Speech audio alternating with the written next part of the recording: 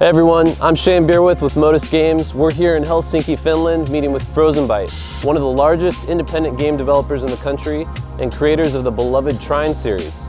We're here to talk about life as a game developer, some of the challenges that they face, and advice that they have to give to up-and-coming game creators. Let's go take a look. How many hours of daylight do you get in Finland? In the winter in Helsinki, not that much.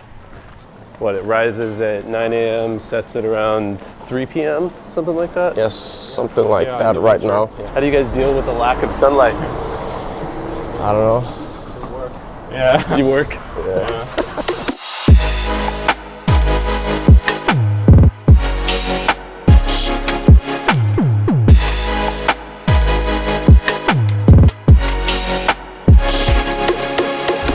So, tell me a little bit about game development culture in Finland. Is it a big market here in Finland? We do have quite a lot of developers. Many of them are in the mobile space, but we do have like pretty good roots in the console and PC space as well. And we've been in the business now for 17 years. What about the Finnish government? Do you guys get any subsidizing? The Finnish government actually does help quite a bit. Back in 2004, when we still had no game released, we actually got support from Business Finland, or Tekes as it was called back then. It was the first people outside of our company that actually believed in what we were doing. Right. So that mental thing was huge. Yeah. And that's also when we were able to pay like the first salaries to people. So gotta of be a course, good okay, feeling. there was a money thing also, but like the mental side was probably the biggest one. Because game development, sometimes you can be developing a game for like 2 years straight, sort of like locked in a dungeon, and nobody sees it, nobody hears about it, and you just don't have no idea if people will like it. So, if you were to tell some indie devs in that situation right now, where it's been a year and a half and they're grinding, making their game, what is the thing that you would tell them to keep them going? Don't give up. That's Finish the projects. That's something that I would say maybe. Yeah, and the one thing not to do is to like scrap one project and start a new one. But like generally, you get the most experience from the last 10% of the project.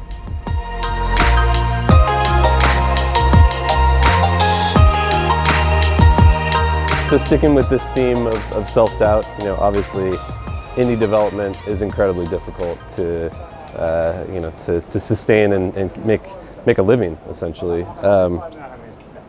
What was one of the most difficult experiences you have had as an indie developer, just in general? There's been a few over the years. But yeah, like most recently, Trine, that was pretty difficult.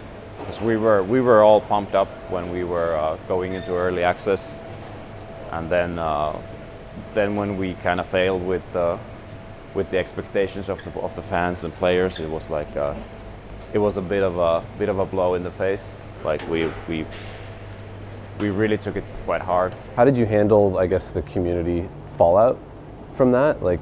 Because again, that's a very personal thing. How do you deal with community with something that's so personal? Because you don't want to go on attack mode, right? No, you can't lash out at the players because basically they are always right in the end.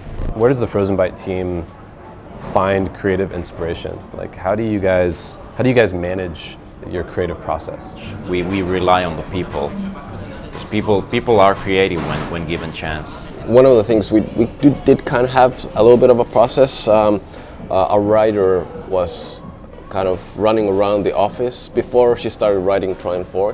She went around asking everybody put some kind of idea of something you want to see in Trine 4, because she was coming up with the story. So she was asking people what they want to see in the story. And that's how you end up with the badgers and the seal and things like that in the games. How do you get noticed? How do you survive in this current day climate? On top of tuning up your Steam, the store page, you can use the moving images and all kinds of things to make it more interesting, but you have to have some kind of outside of Steam marketing stuff to draw people into the page. Is tea more popular in Finland than coffee? No. It's just us. I think Finnish people are the number one Coffee drinkers. Yeah. in the world.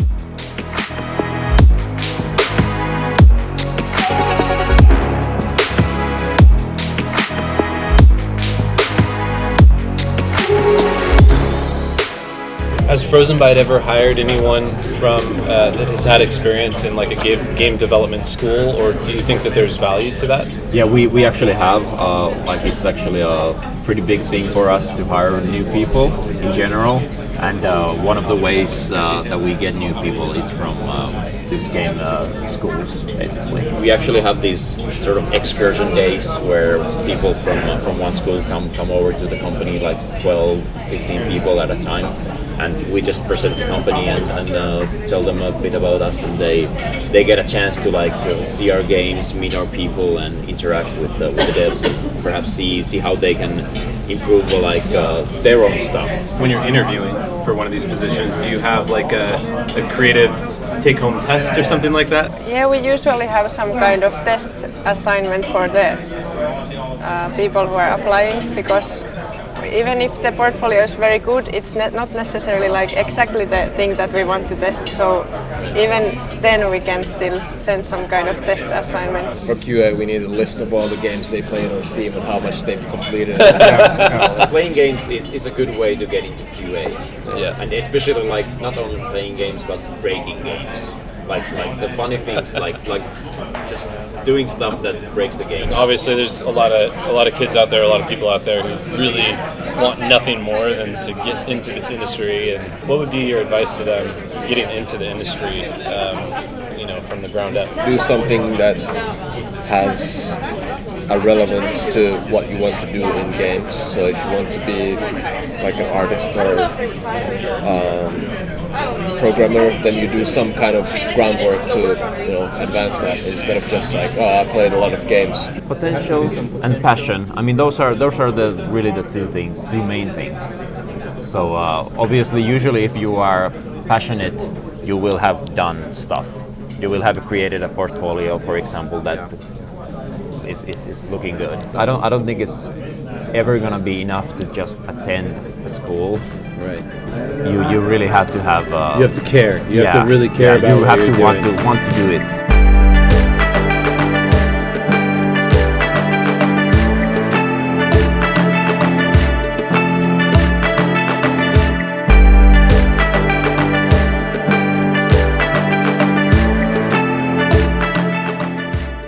Well, that's all we've got for now. If you have any questions you'd like us to answer in future episodes, hit us up in the comments section.